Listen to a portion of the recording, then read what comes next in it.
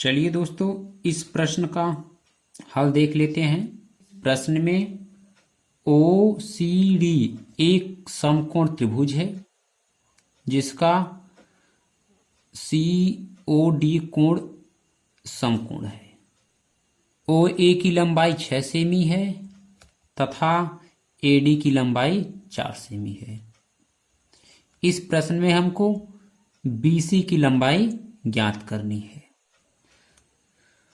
वृत्त के केंद्र से स्पर्श बिंदु पर OE एक त्रिज्या खींच दिया। हमको पता है कि वृत्त की त्रिज्या स्पर्श रेखा पर लंब होती है, यानी OE लंब CD। OE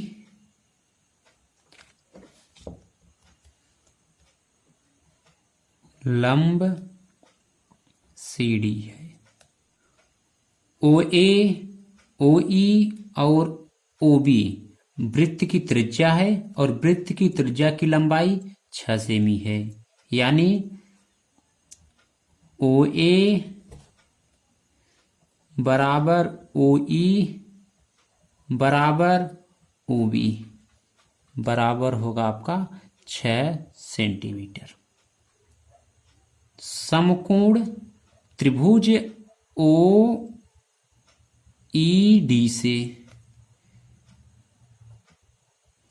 त्रिभुज OED से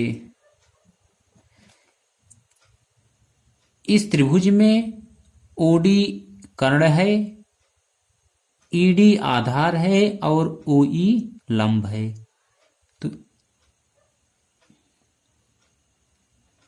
यहां से हम ED की लंबाई निकाल लेंगे, यानी ED बराबर मिलेगा हमको करड़ी में OD का। इस यहां से हम ED की लंबाई निकाल लेंगे, यानी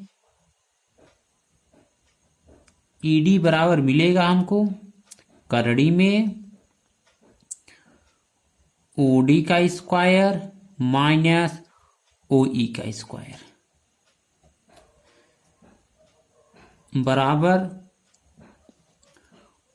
OD की लंबाई 6 + 4 यानी 10 सेमी हो जाएगा, 10 का स्क्वायर माइनस OE की लंबाई है 6 सेमी यानी 6 का स्क्वायर। इसको हम हल करेंगे तो हमको मिल जाएगा 8 सेंटीमीटर, यानी ED बराबर 8 सेमी।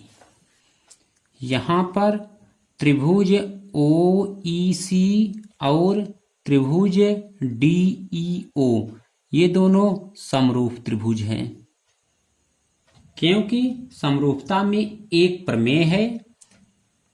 यदि किसी समकोण त्रिभुज के समकोण वाले शीर्ष से कर्ण पर लंब डाला जाए तो इस लंब के दोनों ओर बने त्रिभुज संपूर्ण त्रिभुज के समरूप होते हैं तथा परस्पर भी समरूप होते हैं। मैं यह कह रहा है कि यदि एक समकोण त्रिभुज ABC है जिसमें कोण A समकोण है, यदि हम समकोण वाले शीर्ष से कर्ण पर एक लंब AD खींच दें तो इस लंब के दोनों तरफ बने त्रिभुज संपूर्ण त्रिभुज के समरूप होंगे तथा ये दोनों त्रिभुज आपस में भी समरूप होंगे। ठीक है, यानी ये वाला त्रिभुज समरूप होगा इस वाले त्रिभुज के। जब ये दोनों त्रिभुज समरूप हैं तो इनके संगत भुजाओं का अनुपात भी बराबर होगा। और ध्यान दीजिए, कोण भी आपका इस वाले कोण के बराबर होगा और ये वाला कोण आपका इस वाले कोण के बराबर होगा। बिल्कुल इसी तरीके से त्रिभुज OEC समरूप होगा त्रिभुज DEO त्रिभुज ओ ई सी समरूप होगा त्रिभुज डी ई ओ, क्योंकि ये वाला कोण इस वाले कोण के बराबर है और ये वाला कोण इस वाले कोण के बराबर है। तो ए के नियम से ये दोनों त्रिभुज आपस में समरूप हो जाएंगे। जब त्रिभुज ओ ई सी समरूप त्रिभुज डी ई ओ है तो हमको पता है कि दो समरूप त्रिभुजों के संगत भुजाओं का अनुपात बराबर होता है। यानी यहां से हमको मिलेगा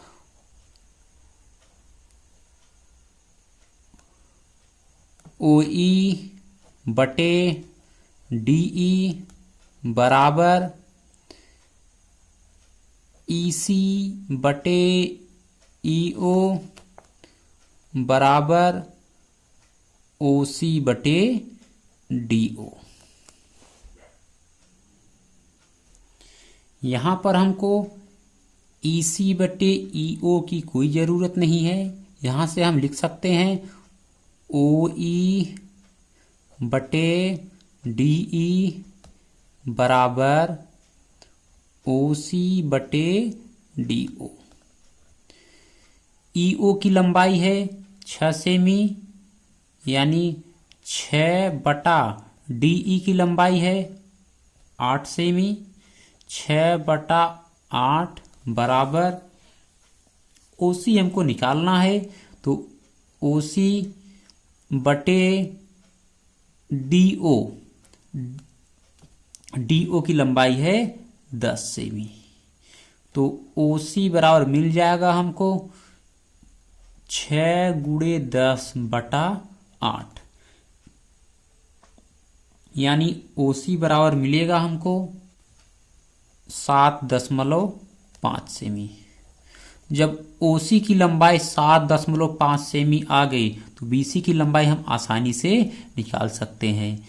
यानी बी सी बराबर हो जाएगा 7.5 माइनस, ध्यान दीजिए पूरी लंबाई में से हम बी ओ को घटा देंगे, यानी बी ओ की लंबाई है 6 सेमी। तो बी सी बराबर मिल जाएगा हमको 1.5 सेंटीमीटर। यहाँ पर बी सी की लंबाई है 1.5 सेंटीमीटर।